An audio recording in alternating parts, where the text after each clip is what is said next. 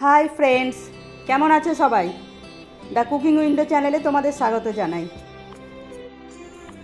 তোমরা শুক্তো তো সবাই খেয়েছো, কিন্তু লাউ শুক্তো খেয়েছো কখনো? যদি না খেয়েছো তাহলে এবার থেকে অবশ্যই খাবে। এই দেখো, লাউ শুক্তো বানিয়েছি আমি আজ। তো চলো এসো আমার সঙ্গে, দেখে নিই কেমন করে বানিয়েছি লাউ শুক্তোটা। তো তোমরা তো দেখতেই পাচ্ছ, লাউটা প্রথমে আমি ছাড়িয়ে নিয়েছি, তারপর এটাকে আমি কেটে নেব। লাউটা আমার খুব কচি, দেখো একদম বীজ নেই আর খুব নরম, তো সেই জন্য লাউটা খুব ছোট ছোট করে কাটার দরকার নাই, বেশ মোটা মোটা করেই কেটে নেব। দেখো একটিও বীজ নেই লাউটাতে, এখানে খুব কচি কচি লাউই পাওয়া যায়। লাউটা কেটে রেখে তারপর আমি একটা মিক্সির জারে একটু 1 চামচ মতো সর্ষে আর 1 চামচ মতো পোস্ত, 2টো কাঁচা লঙ্কা দিয়ে 1 ঘন্টা ভিজিয়ে রাখবো। তারপর এটা মিক্সিতে পেস্ট করে নেব। তারপর এদিকে কড়াই বসিয়ে দেব। কড়াইয়ে তেল দিয়ে আমি 3-4টে বড়ি, খুব বেশি বড়ি দিই না, কারণ ছেলে মেয়ে বড়ি খায় না, আমি আর আমার বর খাই, সেই জন্য আমি ওই 3-4টে করেই বড়ি দিই। আর তাছাড়া এখানে বড়ি তো সেরকম পাওয়া যায় না, এই বড়িটা আমি ঘরেই দিয়েছিলাম। ব্যালকনিতে খুব বেশি রোদও আসে না, খুব একটা ভালো হয়নি, সেই জন্য আমি অল্প অল্পই বড়ি ইউজ করি। তো 4টে বড়ি আমি প্রথমে তেলে ভেজে তুলে রাখলাম।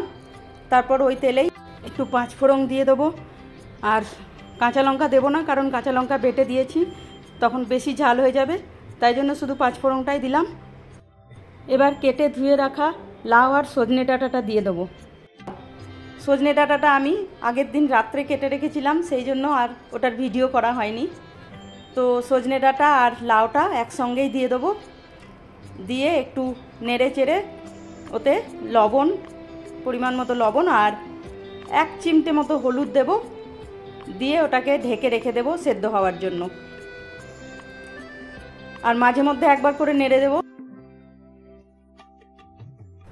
বন্ধুরা, তোমরা যারা রোজ আমার ভিডিও দেখো, লাইক করো, কমেন্ট করো, তাদেরকে অসংখ্য ধন্যবাদ।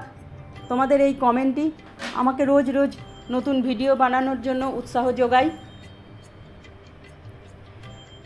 এইটা ঢাকা দেওয়ার আগেই আমি বড়ি 4টেও দিয়ে দেবো, কারণ আমি বললাম না বড়িটা রোদ পায়নি বলে খুব একটা ভালো হয়নি, একটু বেশি সেদ্ধ করতে হয়, তাই এটা আগেই দিয়ে দেবো। লাউ আর সজনে ডাঁটার সঙ্গে সেদ্ধ হয়ে যাবে। এই যে দেখো, এবার লাউটাতে কত জল বেরিয়েছে আর কত কমে গেল, তাই না?